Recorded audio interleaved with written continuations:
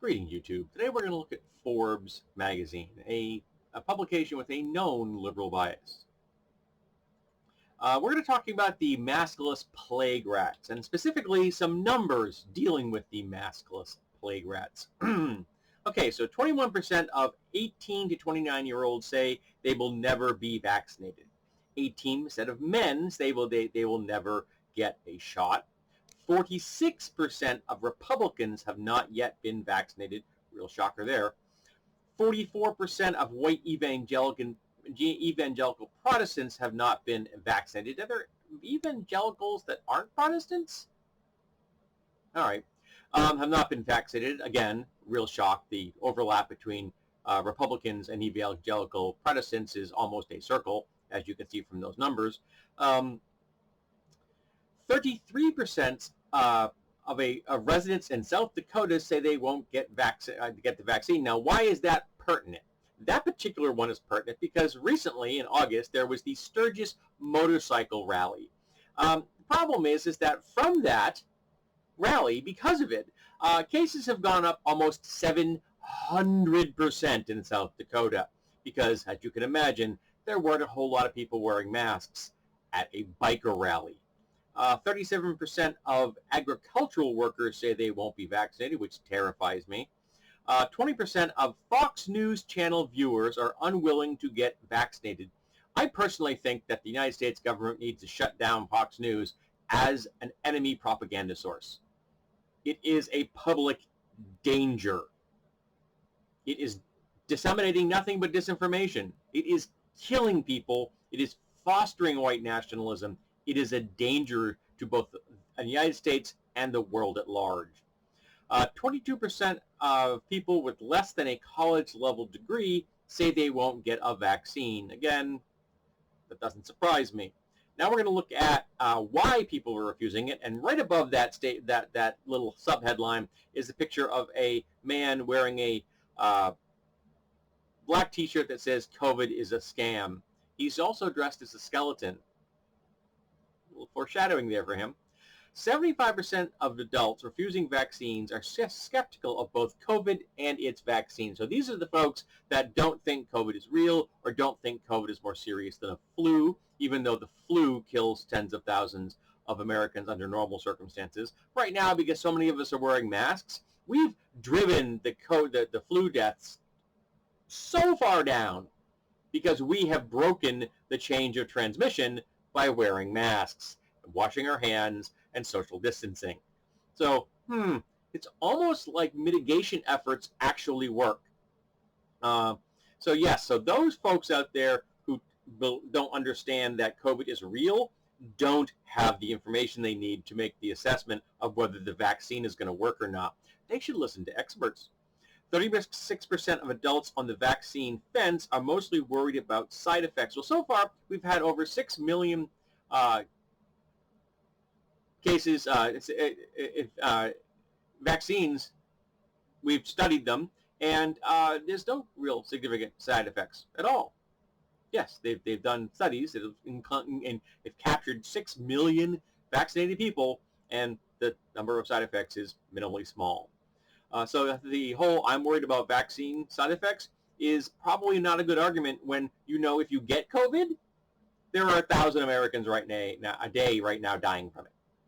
Right now, 1,000 people a day are dying from COVID-19.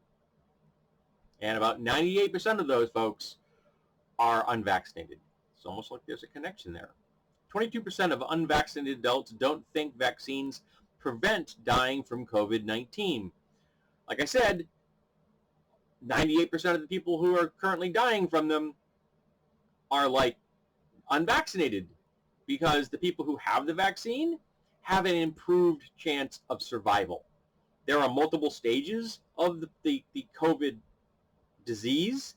So once you get it, you go from one stage to the next stage to the next stage of severity. And the people who are vaccinated very rarely ever get out of stage 1. Sometimes they aren't even aware they have it. They're completely asymptomatic. So yes, being vaccinated does in fact give you a defense against the disease itself. I've been trying to come up with an analogy that might help explain how the mRNA vaccine works. Now, a vaccine in general gives your body information about a virus so that you are prepared for it. So look at it this way. If you see a wanted poster and you take the wanted poster with you and you carry it with you, and then you can check every person around you to see if they are on the wanted poster, you are very well informed. You will be aware of when the person on that wanted poster is in your vicinity. And you are very likely to be safe from that person because you can identify them. You can go, hey, that guy's wanted by the police, and that person's probably not going to harm you. That's 100%, but you're pretty well protected. That's what the mRNA vaccines are doing. They are taking information from the RNA segment of the virus, and they're then using that to inform your body of what to look for. So if you see it, if your body detects it, your body knows what to do, can easily and rapidly identify it, and then respond appropriately. That's it. And there are people out there worried that the mRNA vaccine is going to damage their DNA. DNA, RNA, they don't interact. It's like saying because your information about you is in your wallet is going to harm you. No, no. Your wallet is just a bunch of information about you. It isn't you. And I can take your information and give it to other people, just like that wanted poster, and suddenly everyone will know who you are. You probably won't like that, especially if I pass around your credit card numbers. But the point is that it doesn't physically harm you by doing that. You are not going to be harmed because your body is now aware of what a virus looks like. And that's the simplest way I can probably break it down to put it in contextual terms of what's going on here. The virus is simply giving you the information you need to recognize the vaccine is so you can recognize the virus. That's it. It's a wanted poster. So you know who to look for and how to react. I don't understand why you'd be afraid of a wanted poster. Particularly when we've shown that millions of people have had the vaccine with very few having any side effects, but we know people who get COVID frequently have severe side effects. Some of them who don't die are having long-term health effects. I mean, long-term respiratory problems, long-term pulmonary problems. Some people are suffering brain damage. Some people are suffering immune problems. I knew a woman who got it in March of 2020. She was one of the first people in the U.S. to come down with it. And she is now having to go and get weekly IV injections, IV drips, to help bolster her immune system, help keep her alive. Maybe forever. We don't know. But her life has been completely and absolutely upended.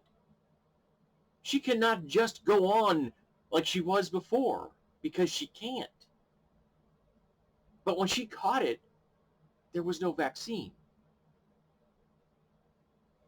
Now there is. Now there isn't an excuse. You have the vaccine. It's free. Go get it. It will save your life. It will make you recover faster. It will save the lives of your kids, of your family members, of your friends, of your coworkers, of everyone in your community if you don't pass the disease on to somebody else. But even so, wear a mask when you're in public spaces. When you're inside a building, wear a mask. And if you're concerned like I am, don't go to places unnecessarily. Yeah, I know there's places you want to go. You want to go to the movie theaters. You want to go to the restaurants. I do too. I want to go shopping in pawn shops and antique stores and thrift shops. And I want to be doing all those things. And I can't. You know how much I miss estate sales? But I can't. Because even though I'm vaccinated, I can't run that risk until the Delta variant has been handled. And the longer it sits out there in the unvaccinated population, the more it's going to mutate. And then we're going to get the next version and the next version. We need as many people vaccinated as possible all across the world to slow down its spread and slow down its mutation rate. Because viruses are just going to get better and better at what they do. It's how they survive. It is literally evolution in action. And anyone out there who has ever been a person doubtful about evolution can pretty much just shelve that argument. You're seeing evolution in action right now. It's killed more than 600,000 Americans. It's killing 1,000 of them a day. There's 100,000 people in ICUs in America right now because of this disease. We're seeing evolution in action, and it is absolutely terrifying. But you can help fight it. You can help survive by getting vaccinated. So please, go do it.